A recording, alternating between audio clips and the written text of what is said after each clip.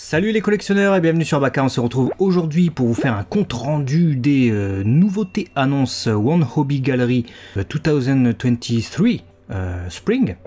On est content parce que ça va nous offrir des nouvelles figurines et des figurines qu'on avait déjà vues en prototype, mais cette fois en couleur. C'est ça, et on commence du coup avec Good Smile Company, avec cette figurine de Kitagawa Marine, scale figure My Dress Up Darling, qui ma foi est dénudée certes, mais plutôt belle. Elle dégage quelque chose, j'aime bien le visage.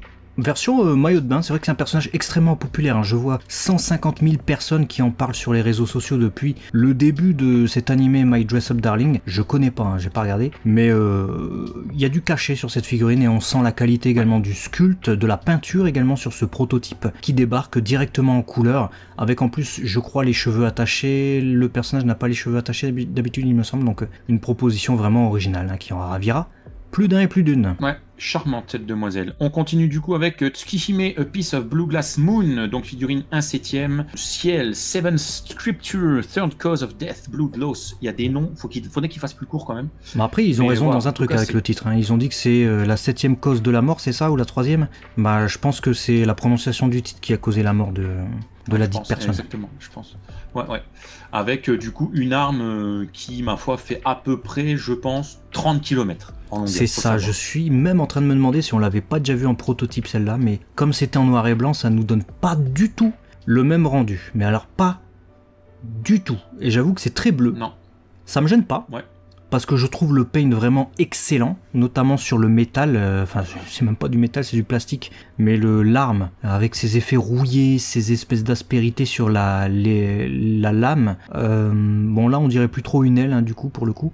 Le bleu est très beau, c'est un très beau bleu, bien broché, donc il y a beaucoup de nuances de bleu. On voit également que c'est pas le même type de peinture sur les bottes et sur le bustier, donc on a un côté mat sur le bas, on a un côté plutôt brillant au-dessus, et les cheveux ont encore une nuance différente. Et j'aime beaucoup également le socle qui fait cette imitation pierre, hein, vraiment c'est très beau. Non, c'est une belle figurine, t'as tout résumé, t'as tout décrit. Dites-nous dans les commentaires ce que vous en pensez, mais je pense que c'est plutôt une réussite. On verra la version du coup industrialisée dans les maisons. Peut-être qu'on aura des photos, des rendus. N'hésitez pas si vous êtes preneur à nous en envoyer sur les réseaux sociaux. On continue du coup avec Demon Slayer, Kimetsu no Yaiba, avec cette scale figure de Kamado Nezuko Mugen Train. Hein, donc on est dans le train de l'infini. Bon, bah elle est en train d'exploser les viscères de Enmu, j'ai l'impression.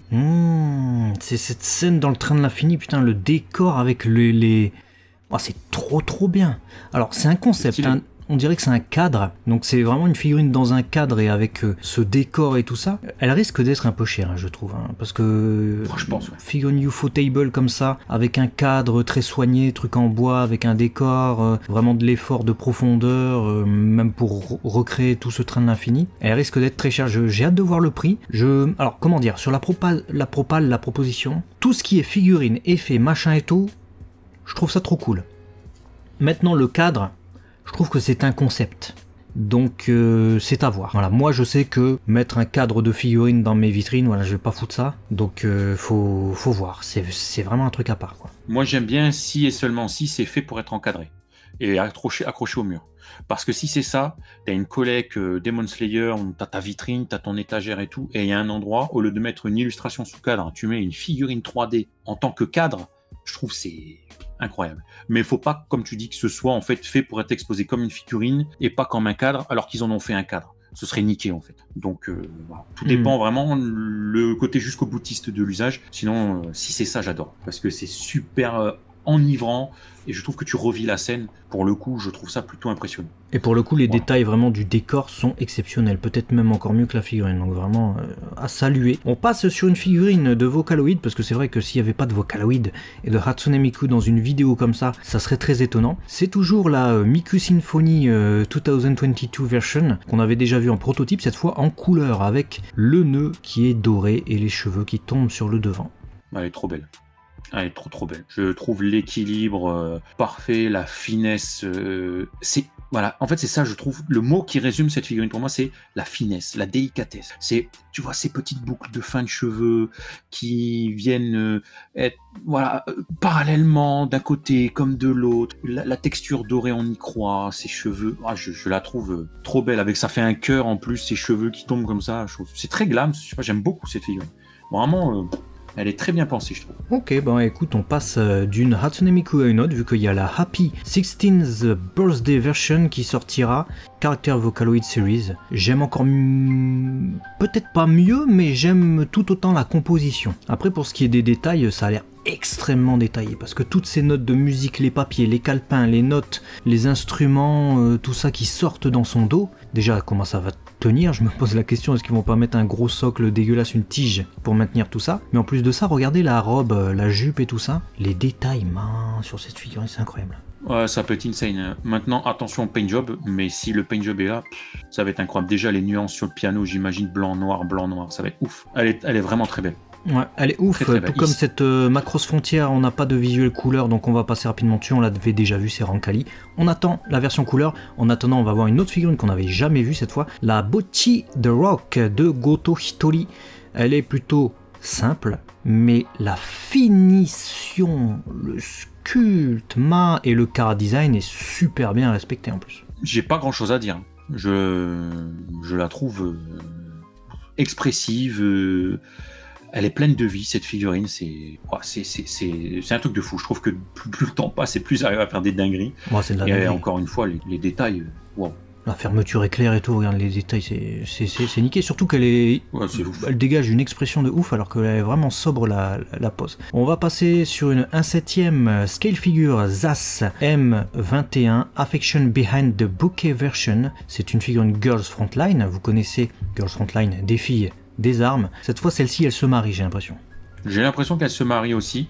Comment dirais-je? Est-ce qu'ils vont employer un peu de clear ou pas? Toujours est-il que, encore une fois, en termes de sculpte, moi je reste bouche bée parce que regarde la façon dont se pose le tissu au sol, on y croit, les pliures, on y croit. C'est plus ça avance, plus l'expertise des sculpteurs à reproduire le mouvement naturel des éléments me fascine. On dirait un arrêt sur image de quelqu'un, genre on a dit bouge pas et ils l'ont sculpté, c'est ça. Donc j'attends de voir en peinture, hein, mais waouh, ouais. C'est... Moi c'est beaucoup la robe et les cheveux que j'ai hâte de voir parce que ça a l'air sculpté de manière extrêmement réaliste et professionnelle, magnifique, il n'y a pas d'autre mot. Racing Miku 2002 Tropical Version, on l'avait vu en prototype, elle débarque cette fois en version couleur, c'est la Hatsune Miku GT Project, vous savez, qui est en équilibre avec son parapluie ou son ombrelle, très coloré. Très coloré, efficace, dynamique, moi j'aime bien. Franchement, ceux qui collectionnent les Hatsune Miku, dites-nous dans les commentaires si vous êtes collectionneur de Hatsune Miku, mais vous devez vous régaler ou être en PLS, au choix. Parce qu'il y a tellement de choix en ce moment que voilà, ça doit être un peu des deux, je pense. Et on passe du vert au bleu, vu qu'on va voir ce que nous a réservé Max Factory. Pas beaucoup de nouveautés en termes de figurines mises en couleur, une seule. Du coup, on vous la présente, c'est cette 1/6 scale figure Yukihana Leimi de Hololive Production qui arrive enfin en couleur. Alors celle-là, je sais que tu l'aimais bien. Qu'est-ce que tu en penses maintenant qu'on a la mise en couleur de cette figurine? Bah, je reste encore une fois incroyablement surpris du paint job et de la réalisation finale. J'ai l'impression d'être sur une figurine de luxe, quoi. Je veux dire, regarde la finesse des dorures, le mouvement de la ceinture. Encore une fois, regarde ce manteau qui se pose au sol et la façon dont le vêtement se plie. Et donc le paint job qui joue sur l'ombrage que doit avoir un vêtement qui n'est pas exposé à la lumière de la même manière. C'est un truc de fou. Le collant, le genou plié, crée un pli au niveau du collant naturel. Tu le retrouves. Et c'est ça partout. Je pourrais prendre 5 minutes à te montrer chaque détail. C'est un bijou, c'est un bonbon cette figure. Mention spéciale pour tous les dégradés de bleu dans les cheveux, également le broche sur l'espèce de corset, et puis le clear version aussi de la jupette. Vraiment incroyable cette figurine. On passe du côté de Fat, beaucoup de figurines mais très peu de nouveautés. On les avait quasiment toutes vues en couleur. Du coup on va vous montrer déjà un prototype avec cette scale figure de Florence, Girls Frontline également, Project Neural Cloud. Ouais, c'est un concept hein, cette figurine, hein, parce que j'ai l'impression qu'on est, alors pas sur une succube, mais peut-être sur un vampire, parce qu'elle a ses poches de sang à l'intérieur de son manteau, donc avec des petites seringues, hein, si on note là. Ah ouais. Donc je pense qu'elle fait du trafic, non pas d'organes, mais du trafic de transfusion sanguine. C'est ça. Sur une sorte de machine pour avancer. J'ai du mal à comprendre l'entièreté du concept, je vais pas te mentir. Ouais. Je cherche J'ai cru que c'était une table basse moi au début, mais visiblement non. C'est très bizarre. Après, j'imagine que c'est tiré d'une illustration, vu la pose, vu l'angle, Et vu les détails, dites-nous, bah écoutez, si vous avez des informations, nous pour le moment on est sur la réserve, on est plus en mode... Ouais. En tout cas ça a l'air détaillé, hein. Déjà ça on peut dire. Ça a l'air détaillé.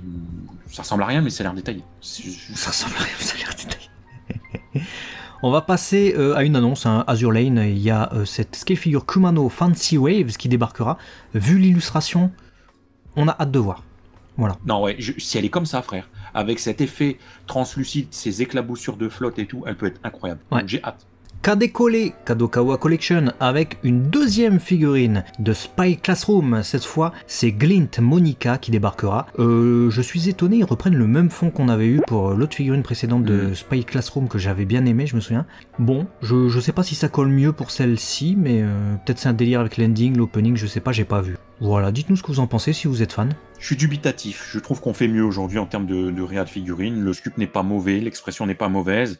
Peut-être le paint qui est peut-être un petit peu plus léger que ce qu'on a vu dans cette vidéo, je sais pas. Mais bon, voilà, je suis pas emballé de malade, mais je crache pas dessus non plus. Je suis très mitigé. Est-ce que t'aimes bien les pads?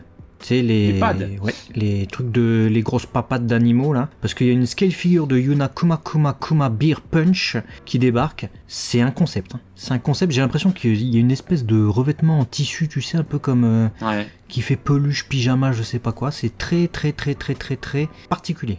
Conceptuel. Ouais, c'est conceptuel. Ouais, ça fait un peu même Real Action Heroes pour ceux qui savent. Même on avait eu ça du côté de Dragon Ball, où on a un côté tissu qui vient sur une figurine en plastique, pardon. Est-ce que ce sera vraiment comme ça ou est-ce que ce sera tout dur, mais avec cette sensation de tissu, je sais pas. Voilà, bon, c'est conceptuel. Dites-nous si vous aimez. J'ai pas d'avis particulier là-dessus. C'est pas ma cam, donc je vais pas me positionner réellement. Moi non plus, mais la pose est dynamique. Et une autre pose qui est vraiment stylée de ouf, c'est cette scale figure Tokisaki Kurumi Jote version Dead Alive. Encore une Tokisaki Kurumi. Bah là, rien que le proto, j'adore. Hein, donc j'ai hâte de voir le résultat avec la peinture. Tu vois, j'imagine tellement bien le canapé en cuir. Tu sais, vraiment un côté un peu luisant, cuir de grosse qualité pour que ça fasse un côté luxe à la figurine. Parce que les couleurs, on sait que ça peut péter avec Tokisaki Kurumi. Donc j'ai hâte de voir ça en couleur. Vraiment. Ouais, c'est vraiment l'une des grosses attentes du côté des figurines de cette section-là. Et on termine avec un visuel d'un perso qu'on avait déjà vu, il n'y a pas de grosse nouveauté dessus, mais on attend toujours sa sortie. C'est évidemment cette scale figure de Ken Yuguji, tiré du volume 25 de Tokyo Revengers. Bah écoute, il aura des manches transparentes le boug. Je suis toujours love de cette proposition. Moi. J'adore. J'adore de A à Z. Moi, je trouve le travail du sculpte incroyable. Le gars, il a dû se faire chier, mais alors, longtemps, pour créer ses reliefs sur le manteau. Et le rendu final, faut se dire que tout ça après c'est industrialisé. Je trouve ça. Je suis là, je fais ah ouais putain, d'accord. Waouh. Moi j'adore. Je sais pas comment ils ont fait en termes de technique pour les motifs vraiment. Même utiliser un truc qui fait des motifs répétés et tout ça, même en 3D. Est-ce qu'ils ont fait un scan 3D de la jaquette et pour faire les motifs? Je sais pas. Franchement parce que. Je sais pas. C'est le souci du détail à l'extrême. Elle est vraiment impressionnante cette figurine. On espère qu'il n'y aura pas de perte de qualité. Laquelle t'as préféré parmi cette sélection? Objectivement, je pense que ce serait cette Ken Ryuguchi. Vraiment parce que c'est celle que je peux. S'il n'y a pas de perte, t'as mis le mot dessus, je pense que je peux l'acheter celle-là. Tellement j'adore. Et c'est vraiment un coup de cœur et le coup de cœur se maintient. Donc voilà, je vais être objectif. Et après, sinon, j'aimais énormément la Kitagawa Marine avec son maillot de bain noir, doré, ses cheveux attachés et tout. J'adore l'expression de son visage. Donc je pense que c'est l'une de celles qui est venue me chercher. Bon, après, je parle pas des Hatsune Miku parce que c'était juste formidable. Voilà, je vais rester simple. Et toi? D'accord. Bah moi j'ai vraiment du mal à en détacher une plus que les autres, parce que c'est vrai qu'on a présenté vraiment de très belles figurines aujourd'hui, donc bah dites-nous vous dans les commentaires. C'est vrai qu'elles sont toutes globalement réussies, hein. Il n'y a pas eu un gros ratage, j'ai l'impression. A très vite en tout cas sur Abaka avec d'autres sélections, parce que ce festival, ce One Hobby Gallery nous a réservé d'autres surprises, vous allez voir prochainement. Allez, à très vite, ciao.